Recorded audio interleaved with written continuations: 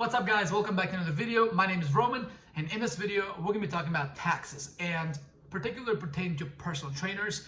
Whether you're a 1099, whether you're like an LLC, as corporation, you're a personal trainer, you want to know exactly what you can write off. Now a lot of these are going to pertain to pretty much any self-employed person, but in this video we're going to dial in it just for personal trainers.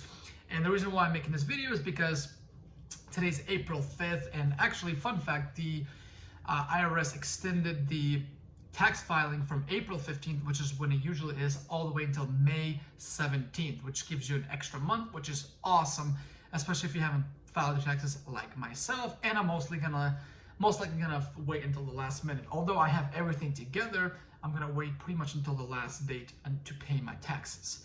All right, so let's go ahead and dive into exactly what you can deduct.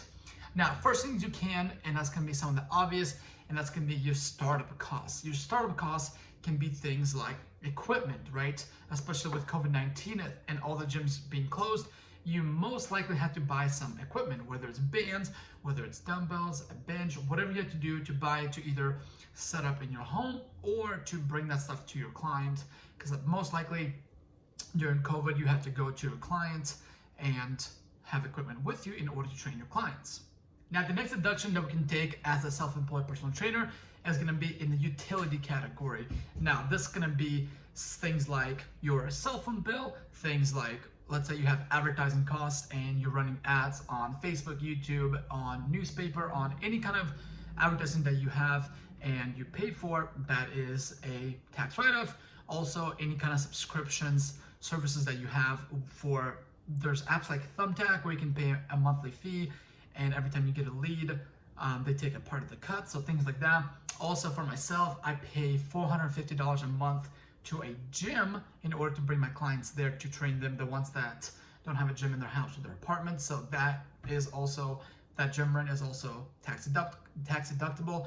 Also your computer, your Wi-Fi, your electricity, those things. If you work from home, for example, I'm making this video, so that's a tax write-off, but also me being in my apartment. I use my apartment for work a lot because I'm on the phone with potential leads, with clients. I'm on my computer reaching out to clients literally all the time. So things like that are all tax write-offs. Next is going to be your travel expense, and that's going to be, for example, your car.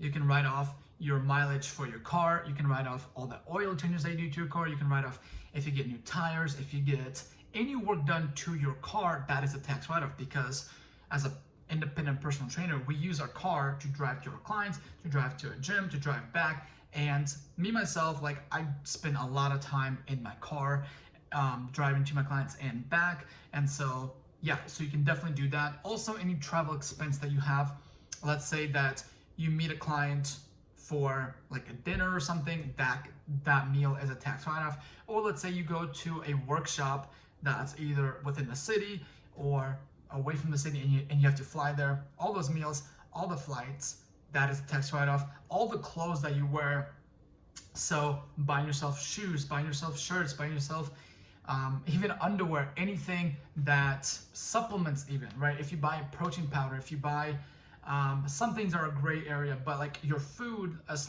certain part of your food that's only considered for your fitness physique, because your body is a physical representation of you, right? You are your service. So if somebody sees you, right, you have to be fit, right? If obviously you're fat, nobody's gonna want to work with you. So that is also a tax write-off. Education and training is another tax write-off. So if you just got your personal trainer certification, boom, write-off. You have to have personal trainer insurance, boom, write-off.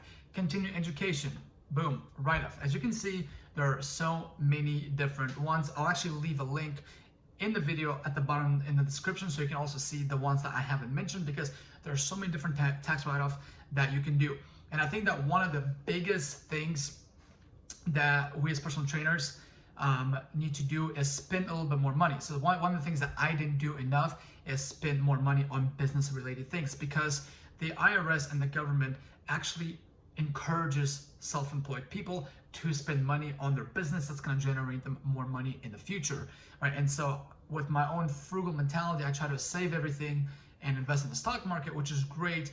But if I spend more money on my business, I can actually save more money on my taxes and then hopefully make more money. So that can be like advertising, whether it's clothes. There's just so many different avenues that I can spend, advertising being particular one, but spend on my business, which sucks to pay for it up front, but you save more money on taxes, and also you can grow your business that way. But anyway, hopefully you got some insight from this video. If you have any questions or things I didn't mention on or talked about, please comment down below. If you found this video helpful, please give it a thumbs up and share it with another friend, or if you know somebody who's a personal trainer. Anyways, I look forward to seeing you guys in the next video.